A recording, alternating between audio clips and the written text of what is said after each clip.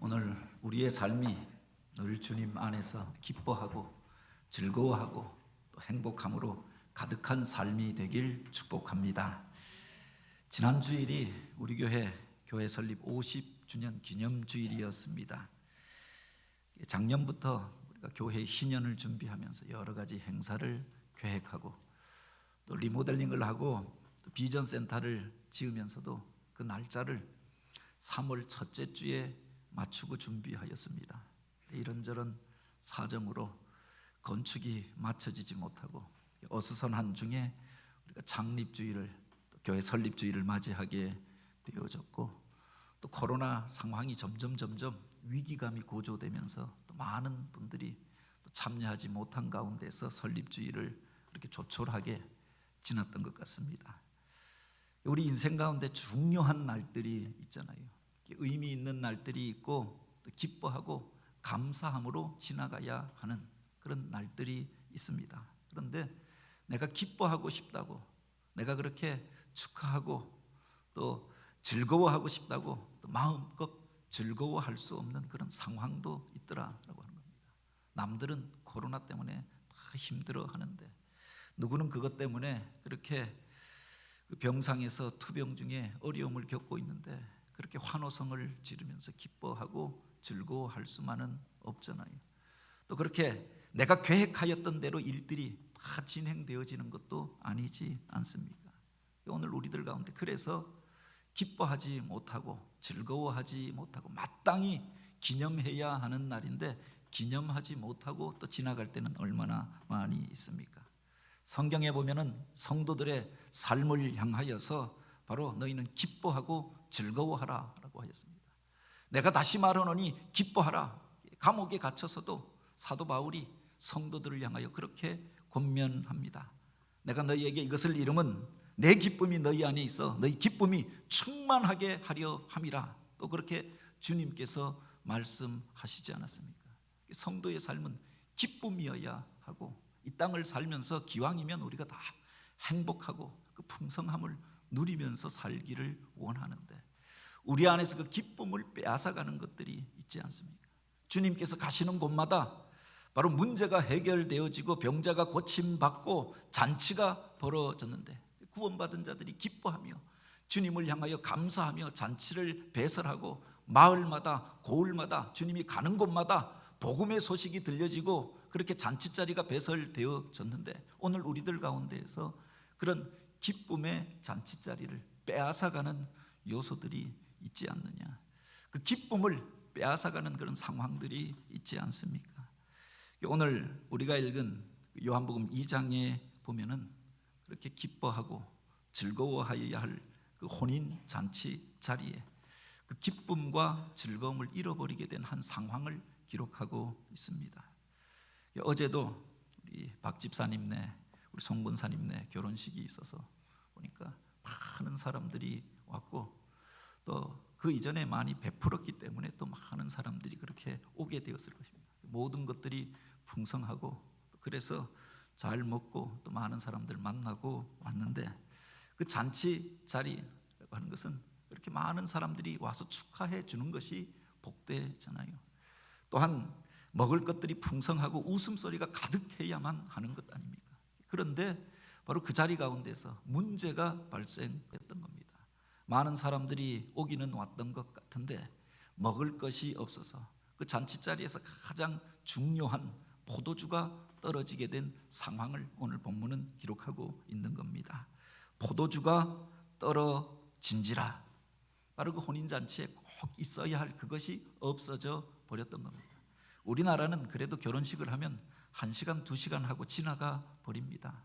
근데 유대에서 이스라엘 사람들은 결혼식을 하면 일주일이 넘게 그 혼사를 치른다고 하죠. 지금도 시골에서는 혼인을 할 때 그렇게 며칠씩 합니다. 서울에서 자녀들이 직장 생활하면서 결혼식 하더라도 고향에서 일주일 전에 먼저 앞잔치라고 하여서 동네 사람들, 친지들 모시고 서울까지 다 차 타고 가지 못하니까 잔치를 벌입니다. 그 앞에 나와서 인사하고 또 한 주간 동안 사람들 찾아다니면서 그렇게 먼저 인사를 한 이후에 그 다음에 결혼식을 하게 되는 거죠.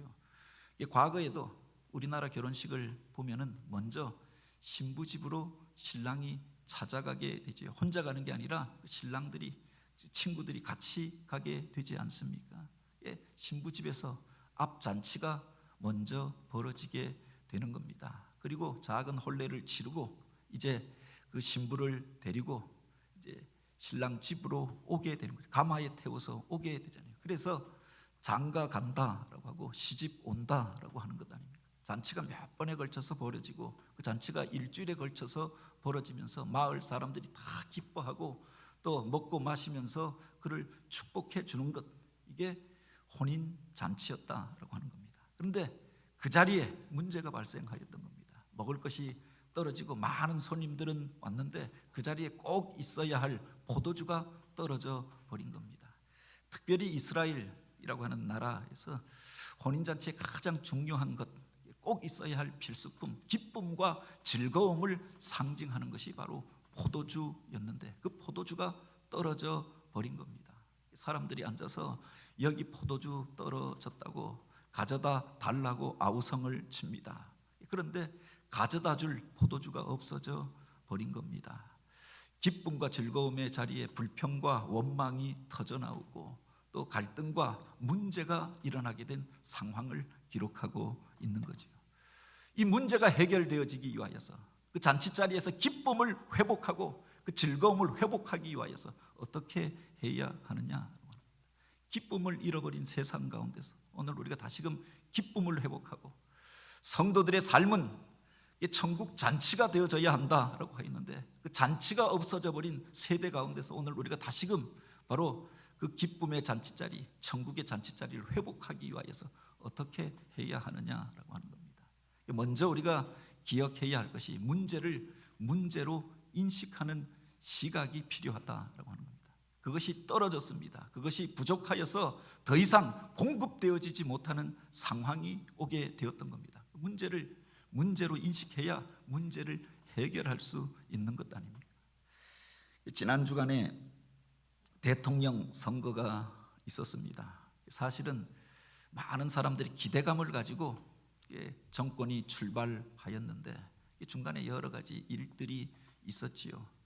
세계적인 팬데믹 상황 가운데서 나름대로 또 선전하였다라고 또 이야기합니다. 그런데 왜 5년 만에 정권이 다시금 바뀌어지게 되었는가? 그렇게 이야기하잖아요. 그 이전부터 그 중에서도 가장 문제가 되어졌던 것이 부동산 문제라고 이야기합니다. 공급이 딸리고 부동산 값이 폭등할 것 같고 전세 대란이 일어날 것 같아서 많은 전문가들이 이야기하였잖아요. 그런데 충분하다는 겁니다. 수도권에 집이 이만하면 충분하고 인구가 느는 것도 아니고 굳이 재개발하고 또 대규모 택지 개발할 필요가 없다. 계속 그렇게 발표하는 겁니다. 문제가 없다. 곧 내려갈 것이다. 문제가 있는데 문제가 없다라고 말하여서 문제가 없어지는 게 아니잖아요. 문제를 문제로 인식해야 문제를 해결할 수 있는 것 아닙니까? 혼인잔치에 포도주가 떨어졌습니다. 괜찮다 말하여서 지나갈 상황이 아니었다라고 합니다.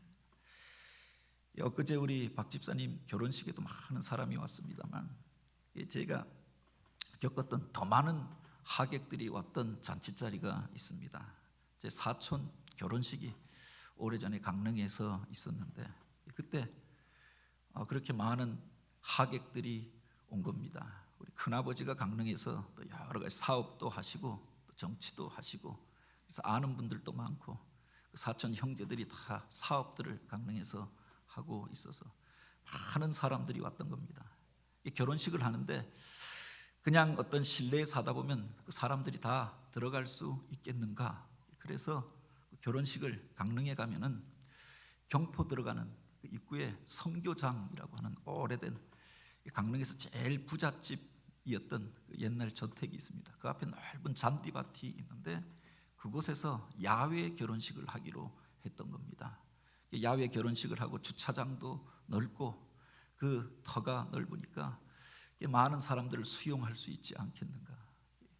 결혼식을 하면서 무슨 관현악단도 불러서 앞에서 계속 음악을 연주하고 또 그런 인맥이 있어서 무슨 시장님도 국회의원도 뭐 이렇게 정치하는 사람들도 오고 많은 사람들이 왔던 겁니다. 앞에서는 그 모습이 좋았는데 전통 혼례를 하고 관현악단이 음악을 연주하고 신랑 신부가 또 그곳에서 혼인 예식을 하는 모습들은 좋았는데 너무 많은 사람들이 와서 주차할 공간이 없었던 겁니다. 경포 들어가는 입구에서 차들이 꽉 막혀서 아우성이 일어난 겁니다. 식사를 하는데 그 많은 사람들에게 음식을 공급할 준비가 되어져 있지 않았다. 앉을 자리도 없고 식권도 다 떨어지고 먼 곳에서 서울에서 결혼식 참여하려 왔는데 그렇게 신랑 신부 얼굴도 보지 못하고 인사도 하지 못하고 돌아가게 된 겁니다. 앉지도 못하고 그렇게 많은 사람들이 뒤에서 그렇게 설렁탕 한 그릇이라도 먹고 가야 하는 게 아니냐, 아우성을 치는데 안내를 하는데 바로 그 불평과 불만을 온몸으로 다 받아야 했던 겁니다. 나중에 몇 년이 지나고 몇십 년이 지난 다음에 옛날 영상을 보면서 그때 결혼식이 참 멋있어서 사촌들이 명절 때 이야기하는데 그 이야기를 다시 하게 되었던 겁니다. 오늘 본문에 보면 바로 이런 상황이 갈릴리 가나에서 벌어지게 되어졌던 겁니다. 많은 사람들이 먼 곳에서 그 혼인 자리에 참여하였습니다. 축하해 주기 위하여, 축복해 주기 위하여 왔습니다. 그런데 음식이 떨어지고 가장 중요한 포도주가 떨어진 자리 가운데서 불평과 원망이 일어나게 되었다. 그 자리에 예수님도 참여하게 되었던 거죠. 어떤 이들은 예수님의 가까운 친척의 결혼식이었을 것이다 라고 추정합니다. 마리아가 나서서 이 문제를 해결하려고 하는 모습을 통하여서 아마 그 사촌이었던 야고보나 요한의 결혼식이 아니었을까 그렇게 추정하기도 합니다. 예수님의 제자 가운데 가나 출신이었던 나다나엘의 결혼식이라고 말하는 사람도 있습니다. 어찌되었든 예수님과 가까운 사람의 결혼식이었습니다. 예수님의 제자들도 그 자리에 참여하였던 거죠. 그런데 바로 그곳에서 문제가 발생하게 되어졌던 겁니다. 음식이 떨어지고 포도주가 떨어지고 먹을 것이 없고 또 기뻐하고 즐거워하여야 할 자리 가운데 불평과 원망이 터져 나오게 되었다. 우리 인생 가운데 이런 일들이 있잖아요. 잘 준비한다고 준비했는데 넉넉하게 한다고 했는데 부족하여져서 결핍의 순간이 오게 될 때도 있다라고 하는 겁니다. 그래서 그것 때문에 공고한 시간들을 보내게 될 때가 있지요. 열심히 공부를 하였습니다. 이 정도면 그 대학에 갈 수 있겠다라고 생각했는데 떨어져 버린 겁니다. 이 아이들이, 자녀들이 그것 때문에 낙심하잖아요. 열심히 사업을 준비하여서 자본을 투자하고 나름대로 계획하고 심혈을 기울여서 그렇게 그 일을 시작했습니다. 실패로 돌아가고 경기가 얼어붙고 투자하였던 자본금도 회수하지 못하는 상황에 이르기도 하는 거지요. 어떤 행사를 잘 준비하였습니다. 그런데 여건과 상황이 맞지 아니하여서 예기치 못한 문제 상황에 그렇게 직면하여서 그 일을 더 이상 진행할 수 없는 자리에 이르게 될 때도 있지요. 그래서 그렇게 힘있게 시작하였던 일들이 용두사미로 끝나는 일들이 얼마나 많이 있습니까? 많은 사람들 가운데에서 그렇게 크게 시작하였던 그 일이 나중에 공수표로 끝나버리는 계획들은 또 얼마나 많이 있습니다. 우리 인생 가운데 바로 이런 문제 상황이 올 수 있다라고 합니다. 중요한 것은 그 문제를 문제로 인식하여야 그 문제를 해결할 수가 있는 거죠. 왜 이런 상황이 도래하게 되어졌는가? 하나님께서 우리를 연단하기 위하여 또 기도하라고 이 문제를 주신 것이라고 하면 우리가 기도의 자리로 나아가서 하나님의 뜻을 구하고 또 하나님 앞에서 새로움을 덧입는 기회로 삼아야 하겠지요. 우리가 잘못하여서 하나님께서 원하지 않는 일들을 택하고 그 길로 가다가 문제를 만나게 되었다고 합니다. 회개하고 돌이켜야 하는 것 아닙니까? 이 문제를 문제로 인식해야 문제를 해결할 수가 있는 거죠. 그런데 오늘 본문에 보면은 바로 이 혼인 자리에 그 혼주가 되어지는 그 신랑 신부의 부모는 등장하지 않습니다. 그것을 보면 아마 문제를 문제로 인식하지 못하였던 것 같습니다. 앞자리에 앉아서 결혼하는 그렇게 아들, 딸 바라보면서 그저 행복해하지 않았을까? 그런데 그 뒤에서 그 자리에 참석하였던 사람들 가운데서 불평이 터져나오게 되어졌던 거지요. 문제가 일어났는데 그 문제를 인식하지 못하고 사는 이들이 얼마나 많이 있습니까? 하나님께서 깨달으라 라고 해서 이런 상황, 이런 일들을 일으키셨습니다. 그런데 깨닫지 못하고 아무 문제 없다. 그래서 더 큰 문제를 만들어내는 경우는 얼마나 많이 있습니까? 주변의 사람들은 그를 위하여서 안타까움으로 모여서 기도합니다. 중보합니다. 그런데 정작 당사자는 문제로 인식하지 않고 있는 경우는 또 얼마나 많이 있느냐. 오늘 본문에 보면은 마리아는 그 문제 상황을 인식하게 되지요. 가장 먼저 포도주가 떨어진 상황을 깨닫습니다. 그리고 그 문제를 가지고 예수님 앞에 나와서 이야기하잖아요. 문제를 인식하였던 그 사람, 그를 통해서 문제의 해결책이 나타나게 되어지고 문제 해결의 실마리가 풀려지게 되어졌던 거죠. 오늘 우리들의 삶의 자리 가운데 이렇게 어렵고 부족하고 결핍의 순간들이 올 때가 있습니다. 그 문제를 바로 인식하는 것, 여기서부터 문제 해결이 시작되는 줄 믿으시기 바랍니다. 근데 또 한 가지 기억해야 할 것이 있습니다. 아무리 문제를 인식했다고 해서, 그것이 떨어진 줄 알았다고 해서 문제가 해결되는 건 아니잖아요. 바로 그 문제를 해결해 줄 수 있는 그분 앞에 문제를 가지고 가야 한다라고 하는 겁니다. 물론 이 혼인 자리에도 혼주가 있었을 것입니다. 이 혼인 자리를 준비하고 아들, 딸을 결혼시키는 부모가 있지 않았겠습니까? 그런데 바로 정작 그라고 하여도, 그가 이 문제를 안다고 하여도 문제를 해결할 수가 없는 것 아닙니까? 이 혼인 잔치 자리에서 부모가 뛰어다니면서 음식을 마련할 수 있는 게 아니잖아요. 당장 포도주가 떨어졌다고 포도주를 어디서 공수해 올 수 있는 것도 아니었다라고 합니다. 지금처럼 무슨 배달을 시켜서 오는 구조도 아니었죠. 다른 음식은 그 자리에서 부족하면 그렇게 부침개를 더 만들어낼 수도 있었을런지 모르겠습니다. 포도주라고 하는 것은 그 전해부터 열매를 따서 재워놓고 준비하여 놓고 발효시켜서 그렇게 예비하여 놓아야 바로 이것을 공급받을 수가 있는 것 아닙니까? 해결할 수 없는 문제였다라고 합니다. 당장에 이웃집으로 달려가서 채울 수 있는 것도 아니었다라고 하는 겁니다. 그런데 여기에 보면 마리아가 그 포도주가 떨어진 상황을 인식합니다. 그리고 이제 예수님 앞에 나와 예수의 어머니가 예수에게 이르되 저들에게 포도주가 없다 하니, 그 문제의 상황을 주님 앞에 말씀하고 있는 겁니다.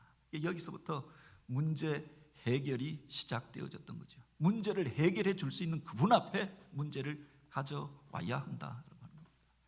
오늘 우리들의 질병을 치료해 줄 수 있는 그분 앞에, 만유의 치료자가 되신, 의사가 되신 그분 앞에 문제를 가져가야 치료함을 받을 수가 있는 거죠. 돌팔이 의사를 찾아가서 무슨 민간 요법을 의지해서 문제가 해결되어지는 게 아니잖아요. 바로 이것을 해결해 줄 수 있는 분 앞에 문제를 가지고 오면서 바로 해결의 실마리가 풀려지게 되어졌던 거죠. 물론 여기에 보면은 마리아가 예수님 앞에 이 이야기를 하였는데도 불구하고 예수님께서 이렇게 대답하십니다. 예수께서 이르시되 여자여 나와 무슨 상관이 있나이까? 내 때가 아직 이르지 아니하였나이다.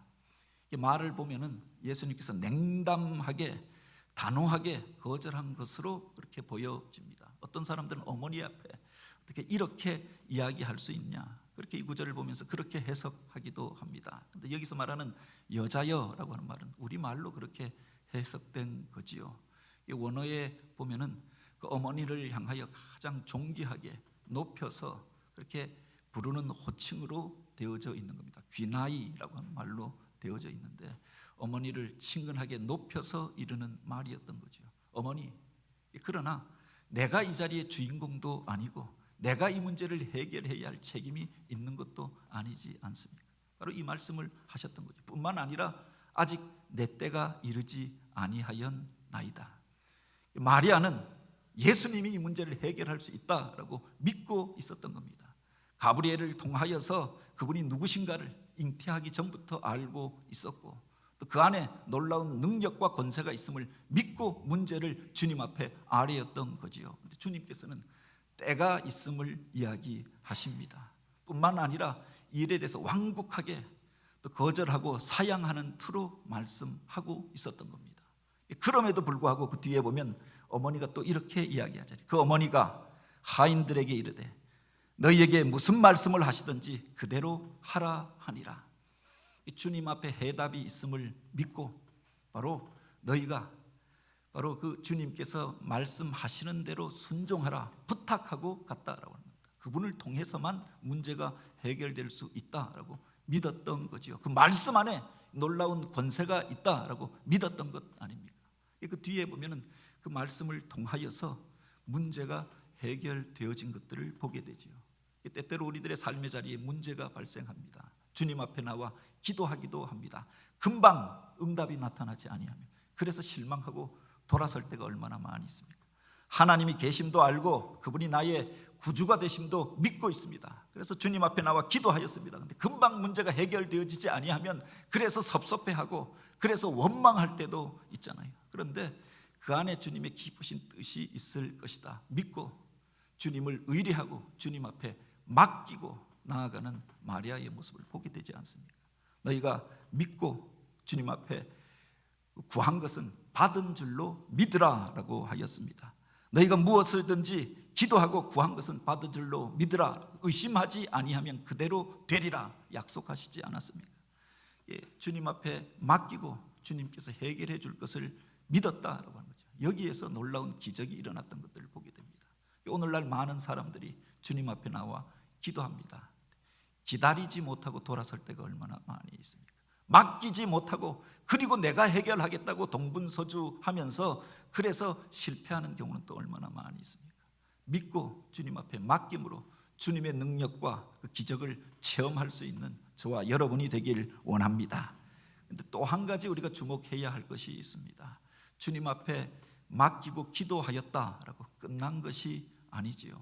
그 다음에 보면 주님께서 해결책을 제시하잖아요. 그런데 그 말씀을 듣고 순종하였던 사람들이 있었다라고 하는 겁니다. 주님 앞에 나와서 바로 포도주가 떨어진 상황을 이야기합니다. 이 문제를 해결해 달라고 구하였습니다. 주님께서 그렇게 말씀하십니다. 예수께서 저희에게 이르시되 항아리에 물을 채우라. 지금 그 잔치자리에 필요한 것은 포도주였습니다. 음식이 떨어져서 불평이 일어나는 상황이 아닙니까? 기쁨을 잃어버리고 갈등이 일어나게 된 상황이 아닙니까? 주님 앞에 나와서 포도주가 떨어졌다라고 이야기하였습니다. 그런데 주님께서 하신 말씀은 그 하인들에게 항아리에 물을 채우라라고 말씀하셨던 겁니다. 그 뒤에 보면 그곳에 정결례를 위하여서 예비된 항아리가 6개가 있었다라고 하였습니다. 일반적으로 유대인의 집에 가면 그 입구에 정결례를 행할 수 있는 항아리가 예비되어져 있다라고 하지요. 먼저 밖에서 여행하고 여러 사람들을 만나고 들어오면 그 입구에서 손을 씻고 그 집에 들어가게 되어져 있었던 겁니다. 음식을 먹기 전에 먼저 손을 씻을 수 있도록 그 입구에 정결례를 행하는 손을 씻는 그렇게 물을 담아둔 항아리가 있었다라고 합니다.